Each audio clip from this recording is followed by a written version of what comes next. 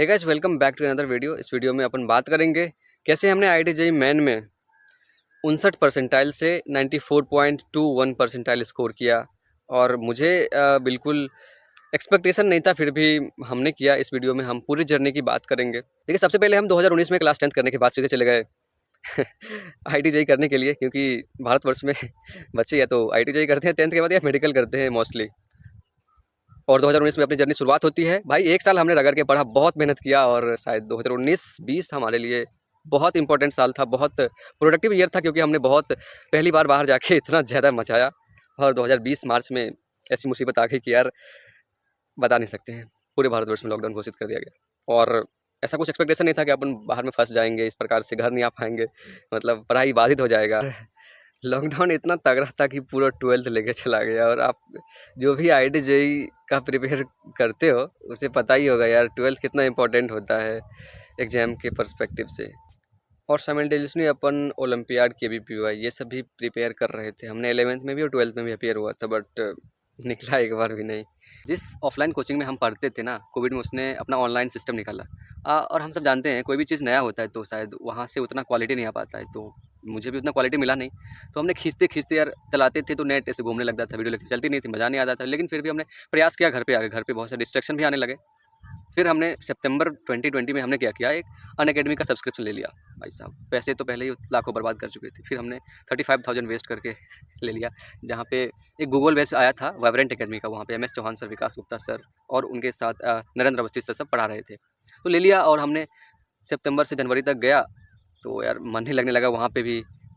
तो हम डिस्ट्रैक्टेड और फ्रस्ट्रेट हो गए थे, क्योंकि सही ऑर्गेनाइज तरीके से हम पढ़ नहीं रहे थे। तो एग्जाम निकलने का जो अपना सेल्फ बिलीव होता है, वो भी लूज होता जा रहा था। फिर हमने अनअकैडमी पे ही 75 प्रकार के बैच चेंज किए। वहाँ पे ऑप्शन रहता है, आप कोई ये बैच पसंद नहीं है, दूसरे बैच में जा सकते हो। तो उसके बाद हमने एक alpha, beta, gamma, lambda, delta सारे बैच चेंज किए, सब बैच में पढ़ लिया। एकदम सेम चीज़ को हम पढ़ते जा रहे थे। हमारी सबसे बड़ी कमी थी पूरी प्रिपरेशन में, कि हम कंप्लीटली किसी चीज़ को करने के बजाय हम सेम चीज़ को रिपीट करते थे, इस प्लेटफॉर्म से उस प्लेटफॉर्म। यूट्यूब के ऊपर भी हम वीडियो देखा करते थे, जो कि बहुत ज़्यादा टाइम कंज्यूमिंग हुआ मेरे लिए। फिर एग्जाम की बारी आती है 2021 में, फरवरी में पहला सेशन हो गया। लॉकडाउन, कोविड में अपन फॉर्म भरे ही नहीं, डर लग रहा था कि बाहर जाएंगे कोविड हो जाएगा। फिर उसके बाद बीच में डिले हुआ, फिर सेकंड सेशन आया, उसमें भी नहीं भरे, क्योंकि मुझे लग रहा था हमारा सिलेबस ही कंप्लीट नहीं है। फिर आया, फिर हम सोच रहे अब भरते हैं, तब तक लेट हो चुकी थी। तो हम एक ही सेशन में भर पाए, वो अगस्त वाला सेशन 2021 का। और उसके बाद हम जहाँ पे थे वहाँ से लोकेशन चेंज करके दूसरी जगह चले गए। वहाँ पे एग्जाम दिया हमने, और मेरे परसेंटाइल बने थे 59 परसेंटाइल, जो कि क्वालिफाई नहीं हुआ था, एडवांस के लिए नहीं हुआ था। हम ओबीसी कैटेगरी से बिलोंग करते हैं, तो हमारा 68 परसेंटाइल हमारा ये कट ऑफ जाता है। तो हम कट ऑफ भी क्लियर नहीं कर पाए थे, और I was very frustrated and depressed at that point कि हम करें क्या यार। हमने इतना पैसा बर्बाद किया, इतना टाइम बर्बाद किया, लेकिन हमें रिजल्ट प्राप्त नहीं हुआ यार, क्या करें। और उस टाइम थोड़ा बचकाना भी रहता है, और ऑप्शन के बारे में पता नहीं था। तो फिर हम उड़ीसा चले गए, और उड़ीसा में ही वहाँ पे 2021 में, हाँ, सितंबर में अमन भैया ने अपना पहला बैच लॉन्च किया था जेईई के लिए अपनी कक्षा के ऊपर। तो हमने वो परचेज़ कर लिया 4000 में। वहाँ पे बहुत अच्छे फैकल्टी थे, सारे ने बहुत हेल्प किए। लेकिन बहुत दिन हमने मेहनत किया वहाँ पे, और वही चीज़ पढ़ा जो हमने पहले पढ़ रखा था, फिर से वही बात। और जब नए चीज़ की बारी है, तब हम बोर महसूस करने लगे। हमें लगा यार हमारे साथ वाले बच्चे पहुँच गए जगह पे, और अपन रगड़ रहे हैं उसी चीज़ को। फिर हम सितंबर से जनवरी तक 2022 तक वो किए, और फरवरी में हमने एक बुक के शॉप पे गया, और हम एचसीवी और एनसीईआरटी के सारे बुक खरीद लिए। हमने सोचा सेल्फ स्टडी करते हैं, क्योंकि ऑनलाइन स्टडी से हम क्वेश्चन सॉल्व करने में असमर्थ हो रहे थे। तो हमने वही किया लेकिन वो भी करते करते हमने एक अलग लाइब्रेरी एक खोज रखा था, जो कि फ्री ऑफ कॉस्ट थी। फिर हम उस लाइब्रेरी में कंटिन्यूअसली मेहनत करके पढ़ते थे बैक टू बैक। लेकिन उसके बाद वहाँ पे भी मुझे मन नहीं लगा।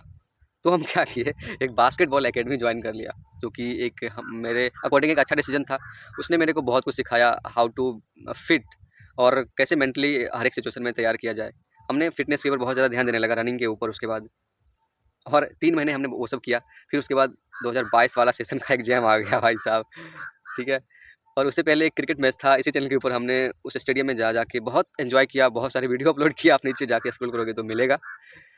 उसके 10-15 दिन के बाद मेरा एग्जाम था। हम रात के 1-1 बजे तक जग के वो मैच का प्रसारण देखते थे, वहाँ इंडिया वर्सेस साउथ अफ्रीका। हाँ, लेकिन मेहनत भी करते थे अच्छा खासा यार। बास्केटबॉल खेल के आते थे पूरा, मतलब वर्कआउट करने के बाद बहुत अच्छा महसूस होती थी, थकान भी होती थी। खाना खाने के बाद हम बहुत पढ़ाई करते थे।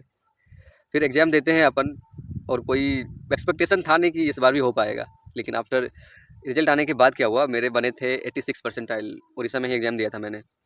तो मैं खुश हुआ कि भाई मेरे 86 परसेंटाइल बन गए।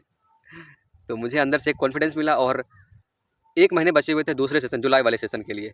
तो हमने इतना रगड़ के मेहनत किया, इतना रगड़ के मेहनत किया कि मुझे एग्ज़ाम के पहले ही कॉन्फिडेंस बिल्ड होने लगा कि हाँ, इस बार तुम फोड़ेगा। लेकिन कहते हैं ना, जब आप पूरी तरह से तैयार होके जाओ ना, तो भाई कोई कंपोनेंट आके आपको डिस्ट्रैक्ट कर देते हैं। सेम वही हुआ मेरे साथ। हमने बहुत अच्छी नींद, हाँ, एक चीज़ बताना भूल गया, पहले सेशन में जहाँ पे मेरे 86 परसेंटाइल आए थे, उसमें मेरे को नींद आया ही नहीं रात में। मैं जगह-जगह थोड़ा भी नहीं, डर लग रहा था मेरे को, नींद आया ही नहीं। और हम एग्ज़ाम में जाके स्ट्रगल कर रहे थे, मुझे ऐसे-ऐसे हो रही थी एग्ज़ाम के अंदर। बहुत हम लो एनर्जी फ़ील कर रहे थे और नींद पूरा नहीं हुआ था उसकी वजह से, तो मेरा माइंड भी डिस्टर्ब था। तो उसके पश्चात हमने 1 महीने पूरे शेड्यूल पे लगा दिया कि भाई कब सोना है, कब उठना है, क्या खाना है, कब खेलना है, कब दौड़ना है, कब वर्कआउट करना है, कब नहाना है, सब कुछ फिक्स कर दिया था यार। और इसका रिजल्ट हुआ, हमने 1 महीने के बाद जब एग्ज़ाम से 1 रात पहले सोया, तो तगड़ा नींद आया मेरे को।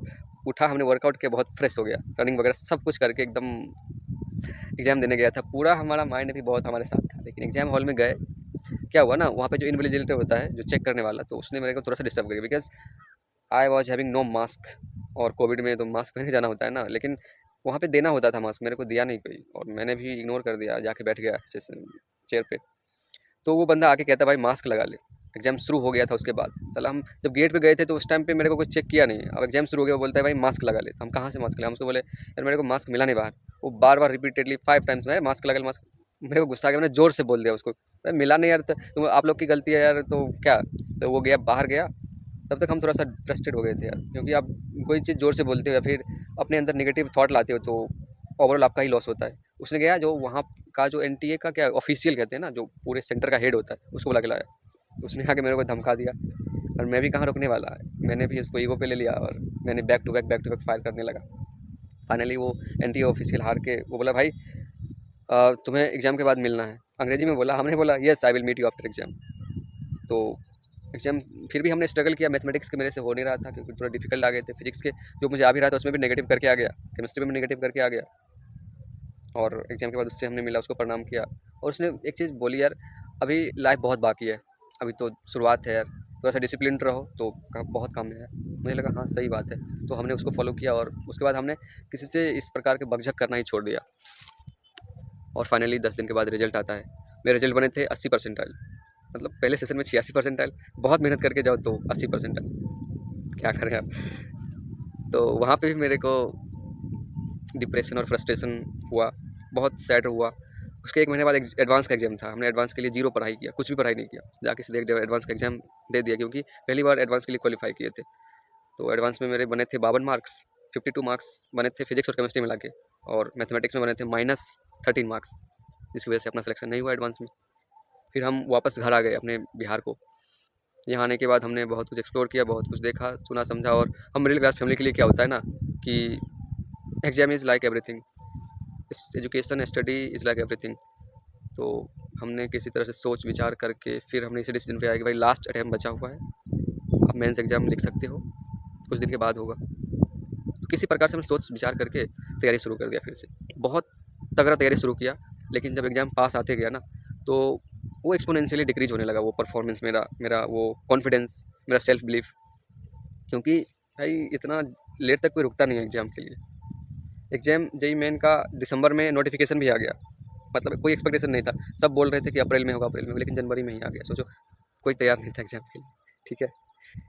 और एग्ज़ाम से 1 महीने पहले अपनी भी स्थिति कुछ ऐसी थी कि लगभग नेग्लिजिबल पढ़ाई की है। ठंड भी बहुत ज़्यादा थी हमारे प्रदेश में, तो ठंड की वजह से भी हम पढ़ाई नहीं कर पाते थे। फिर जनवरी लास्ट में मेरा एग्ज़ाम हुआ 29 को, फर्स्ट शिफ्ट में।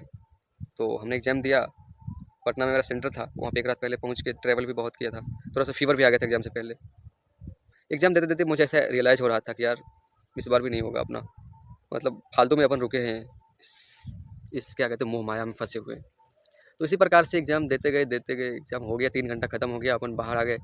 और बाहर आके सोचने लगे कि चलो भाई, अब इधर आईटी एनआईटी सब तो नहीं होने वाला है, कुछ और सोचते हैं, कुछ और करने को। फिर अपन घर आ गए यार। घर पे भी थोड़ा सा, मतलब जब आप अंदर से संतुष्ट ना हो खुद से, तो यार नहीं निकल पाता। फैमिली पूछ रहे थे, तो हमने हाँ ठीक है, मतलब वो भी समझ के भाई नहीं होने वाला बंदा से। फिर हम सब कुछ होप वगैरह सब छोड़ चुके थे, सोचे अब चलो पढ़ाई करना ही नहीं है। और एक दिन अचानक से क्या होता है ना, रिजल्ट आता है। हमने आज रिजल्ट आया तो आज चेक ही नहीं किया, क्योंकि मुझे पता था कि यार मेरा बनेगा नहीं। कल भी चेक नहीं किया, क्योंकि मुझे पता था। ये 2 दिन के बाद हमने रिजल्ट चेक किया था। और रिज़ल्ट चेक करते ही एक खुशी सा महसूस होने लगा, एक आत्मविश्वास बढ़ सा गया, एक अपने आप में कुछ अलग सा ही महसूस होने लगा, क्योंकि हमने 94.21 परसेंटाइल स्कोर गेन किया था। हमने आंसर की भी नहीं मैच किया था, लेकिन जो भी हम टिक करके आए थे वो सब मैक्सिमम क्वेश्चन सही हो गया।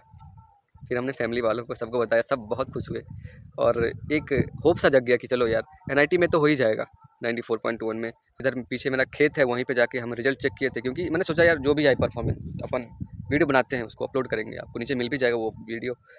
फिर हमने इस पेड़ के ऊपर बैठ के सारे फैमिली मेम्बर से बात किया, सब बहुत खुश थे और मेरा भाई कैमरा पकड़े हुए था, तो बहुत अच्छा लगा। और यही जर्नी टोटल हमने 4 साल इस पे स्पेंड किए, अप्रैल 2019 से लेके अभी 2023 का क्या चल रहा है, मार्च शुरू होने वाला है।